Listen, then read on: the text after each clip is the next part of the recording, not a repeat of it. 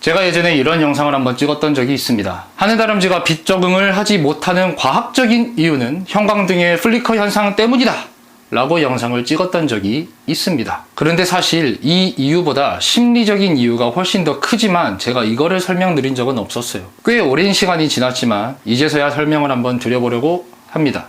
우선적으로 하늘다람쥐가 야행성인지 주행성인지는 다 알고 계실 거예요. 하늘다람쥐는 야행성입니까? 주행성입니까?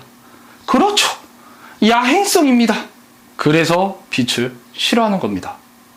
자, 대략적인 큰 틀은 알았어요. 그럼 디테일하게 한번 들어가 봅시다. 그 전에 저는 설명하는 거 좋아하니까 야행성과 주행성이 어떻게 나뉘어졌는지 한 썰을 들려드리겠습니다. 가설이에요. 태초에 지구가 만들어졌을 때, 생명체라는 게 생겼을 때, 그때는 대기권의 오존층이라는 게 약하거나 없었답니다.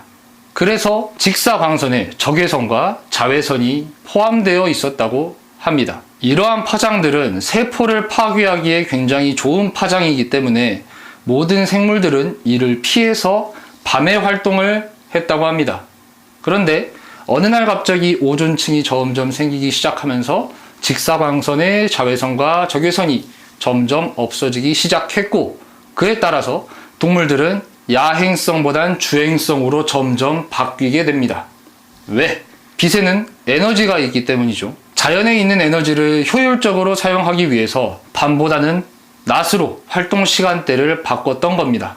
그런데 여기에서 문제점이 생겼습니다. 내가 먹잇감을 보기도 쉽지만 그와 반대로 포식자가 피식자를 보기도 굉장히 쉬워졌다는 겁니다. 그래서 이를 피하기 위해 주행성이었던 동물들이 다시 야행성으로 돌아가는 이런 과정이 있었습니다. 한 가설이에요. 여기에서 핵심은 포식자가 피식자를 볼 수 있는 환경은 빛이 있을 때 용이하다라는 겁니다.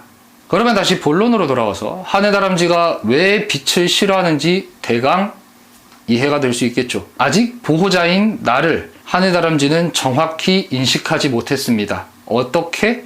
안전한 존재다라고. 보호자를 안정적인 존재다라고 확실하게 인지를 하지 못했기 때문에 포식자와 피식자의 관계로 인식했을 가능성이 크고, 그에 따라서 자신을 보호하기 위해 빛 아래에 있는 환경을 기피했던 겁니다. 그러면 이런 의문점이 들 수 있겠죠. 그럼 언제 빛 적응이 되느냐?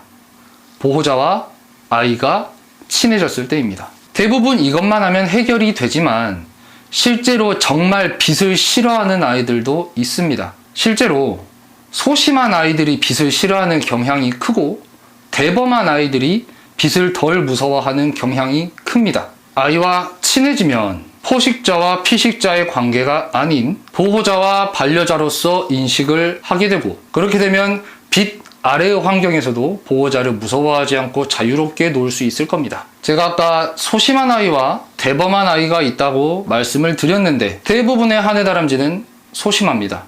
왜 그럴까요? 생존적인 측면에서 보면 예민함을 물려주는 게 생존에 훨씬 더 유리하고 대범함을 물려주는 것은 불리합니다. 그렇기 때문에 예민한 아이들이 많은 거예요. 생각을 해보세요. 저기 하늘에서 독수리가 날아오고 있는데 대범한 아이들은 우와 신기하다 하다가 왔다 무시여 하고 잡히겠죠.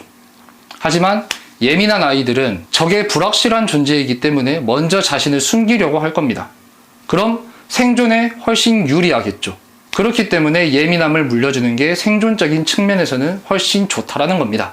그런데 이렇게 소심한 아이들은 친해지기 굉장히 어렵습니다. 하지만 낙심하지 마세요. 이거를 거꾸로 말해보면 소심했던 아이와 친해지게 된다면 정말 끈끈한 관계를 유지할 수 있어요.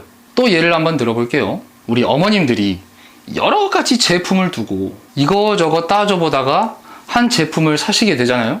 그러면 다른 제품들은 보지 않고 같은 제품을 재구매하시는 경우를 많이 보셨을 겁니다. 하늘다람쥐도 비슷하다고 보시면 돼요.